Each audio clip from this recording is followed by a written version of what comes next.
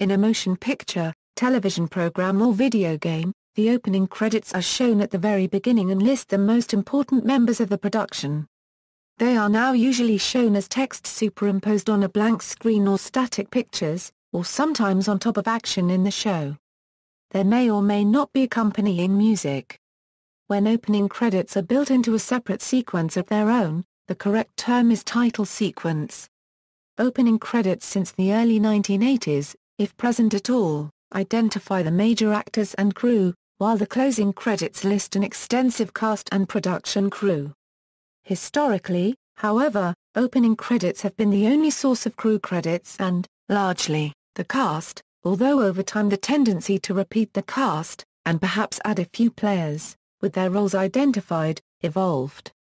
The ascendancy of television movies after 1964 and the increasingly short shelf life of films in theaters has largely contributed to the credits convention which came with television programs from the beginning, of holding the vast majority of cast and crew information for display at the end of the show. In movies and television, the title and opening credits may be preceded by a cold open, or teaser, that helps to set the stage for the episode or film. History. Up until the 1970s, closing credits for films usually listed only a reprise of the cast members with their roles identified, or even simply just said the end, requiring opening credits to normally contain the details. For instance, the title sequence of the 1968 film Oliver! Runs for about 3.5 minutes, and while not listing the complete cast, does list nearly all of its technical credits at the beginning of the film, all set against a background of what appear to be, but in fact are not, authentic 19th-century engravings of typical London life. The only credit at film's end is a listing of most of the cast, including cast members not listed at the beginning. These are set against a replay of some of the Consider Yourself sequence. Some opening credits are presented over the opening sequences of a film, rather than in a separate title sequence. The opening credits for the 1993 film The Fugitive continued intermittently over several opening scenes, and did not finish until 15 minutes into the film. The opening credits for the 1968 film Once Upon a Time in the West lasted for 14 minutes. The first sound film to begin without any opening credits was Walt Disney's Fantasia, released in 1940. In the film's general release, a title card and the credit colored by Technicolor were spliced onto the beginning of the film, but otherwise there were no credits, although closing credits were added to the 1990 re-release and are on the video cassette. This general release version has been the one most often seen by audiences. In the roadshow version of the film, unseen by most audiences until its DVD release, the title card is seen only at the halfway point of the film, as a cue that the intermission is about to begin. The intermission was omitted in the general release version. Orson Welles' Citizen Kane begins with only a title credit. This practice was extremely uncommon during that era. West Side Story begins with a shot of an ink sketch of the New York City skyline as it was when the film was made.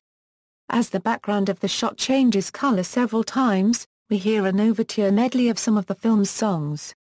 As the overture ends, the camera pulls back and we see the title of the film. The rest of the credits are shown as graffiti at the end of the film. Most Disney films released between 1937 and 1981 had all the film-related information in the opening credits, while the closing consisted only of the credit at the end, a Walt Disney production. However, Mary Poppins was the first Disney film to have longer closing credits, in which all the principal cast members were listed. Most Soviet films presented all film-related information in the opening credits, rather than at the closing, which consist of only the END title. A typical Soviet opening credits sequence starts with a film company's logo, the film's title, followed by the scenarist, followed by the director, usually on separate screens, then continuing with screens showing other credits, of varying number, and finally, a film's chief administrator in charge, the production director. Following this came the cast, usually in actor and role format for all principal and major featured players, and perhaps then a screen-only naming, in an alphabetical cluster, some additional character players. The final credit screen identified the studio corresponding to the logo at the beginning, and the year of the film's production. it could also contain the frame with the technical information about the cinematographic film manufacturer. This basic method was also followed in most American films from the 1930s through the late 1980s, though, obviously, in American films there was no censoring of the director's name, except in cases of blacklisting. American films also tend to list the names of the actors before the names of the directors, screenwriters, and other principal crew members. Exceptions were made in the films of director Frank Capra, whose name was usually billed before the film's title. Director Victor Fleming's name was also billed before those of the actors in films such as The Wizard of Oz, Dr. Jekyll and Mr. Hyde and Joan of Arc. Capra, Fleming, and James Whale were three of the few directors who received the credit of production even though they did not produce their films. For a section where Truffaut's 1966 film Fahrenheit 451 uses spoken opening credits instead of written ones, in keeping with the film's story of a world without reading matter. Recent trends: many major American motion pictures have done away with opening credits, with many films, such as Van Helsing in 2004 and Batman Begins in 2005, not even displaying the film title until the closing credits begin. Similarly, Wells's Touch of Evil originally waited until the end to display the title as well as the credits. However, Universal Studios maintained rights to the film and did not implement this change until a 1998 re-release. George Lucas is credited with popularizing this with his Star Wars films, which display only the film's title at the start. His decision to omit opening credits in his films Star Wars and The Empire Strikes Back led him to resign from the Directors Guild of America after being fined $250,000 for not crediting the director during the opening title sequence. However, Hollywood had been releasing films without opening credits for many years before Lucas came along, most notably Citizen Kane, West Side Story, 2001, A Space Odyssey and The Godfather. Nevertheless, title-only billing became an established form for summer blockbusters in 1989, with Ghostbusters 2, Lethal Weapon 2 and The Abyss following the practice. Clint Eastwood has omitted opening credits in every film that he has directed since approximately 1982.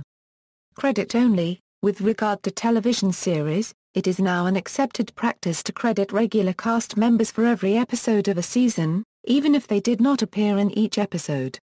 One example is the series Nip Tuck, in which the appearance of all credited characters is rare. Another television series that credits all regulars for a season in every episode is Lost, most notably from Season 2 onward, in which the complete credited cast appeared in only 2 episodes out of 23. During Lost Show's 4th season, Harold Perrineau was credited for all 13 episodes, despite only having appeared in 5 of them. The series Charmed also began by crediting every regular cast member even if they did not appear in the episode.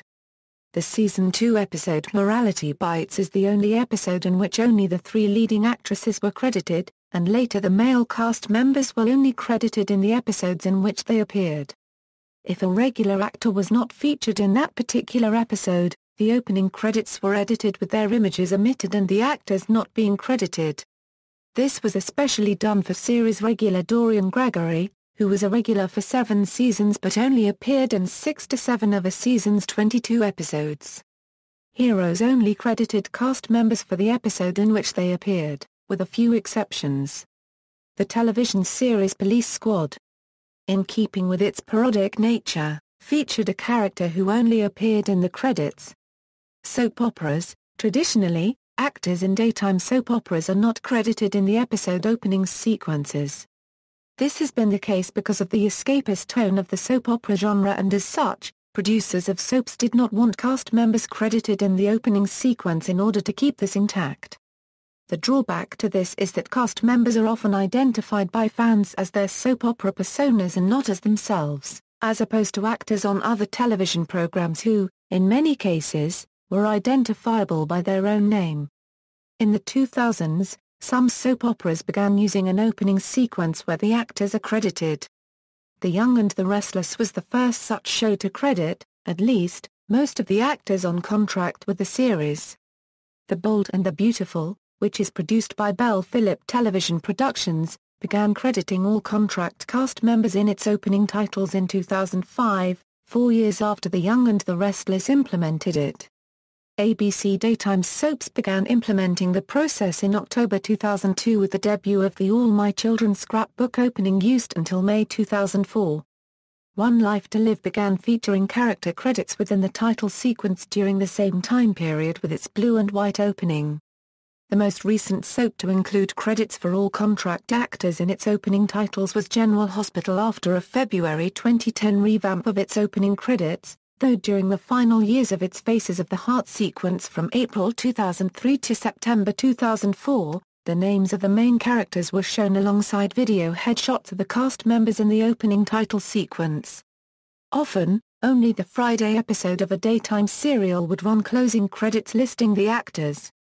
All performers from the preceding 5 episodes would be listed. Starting in the 2000s, complete end credits began running more frequently. Days of Our Lives in particular currently credits all actors, those on contract, on recurring status and with guest starring roles on the show that week, alternating every other episode with a closing credit sequence showing the program's crew members. In either instance either version is shown after the producer, director and writing credits. British soaps have never credited cast members or crew members in their opening titles, nor do they show video or images of the cast members. However, in recent years these programs have listed the writers, producers and directors over the first scene of the episode and episode titles if they apply. The opening titles of Hollyoaks feature regular characters in short scenes intended to capture their character. http www.dailymotion.com/2e2u1y Hollyoaks opening sequence 2015 HD short films. Common opening credits order. While there are numerous variations, most opening credits use some variation of the basic order. In the absence of opening credits, these roles will often be credited in reverse order at the beginning of the closing credits. Name of the studio, or presence, name of the studio that is distributing the film and may or may not have produced it. Name of the production company, name of the production company that actually made the film or name of the investment groups or companies that financed a substantial part of the film production. Possessory credit S, the primary artistic credit for the film. Generally the film director, but sometimes the producer or writer. Normally stylized A film by, or A film. Sometimes placed before a title, starring, principal actors of the principal actor, S, will be shown before the name, S, of the producer, S, that is. The Canon Group presents X in a Golan Globus production of a Y film. Film's title, name of the film. Featuring or with or also starring, featured actors. Casting or casting by, casting director. Music or music composed by or original score by, composer of music.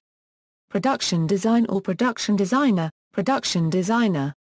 As a variation some of the below may be noted: set design, costumes or costumes by or gowns, hairdresser, makeup artist, sound recording, visual effects director or visual effects by, editor or edited by, editor. Director of photography, director of photography. Producer or produced by, executive producer, producers, co-producers, executive producers, also produced by. Often, though, the name of the producer will be the next to last opening credit, just before the director's name is shown. Based on the book by or from a playbook by, if based on a book or other literary work. Based on the characters by or based on the characters created by, if based on characters from a book or other media. Screen, story or story by, person who wrote the story on which the script is based, get story by credit, and the first screenplay credit, unless the script made substantial changes to the story. Writer, S, or written by or screenplay by, screenplay writers. The Writers Guild of America allows only 3 writing credits on a feature film, although teams of 2 are credited as one, separated on the credits by an ampersand.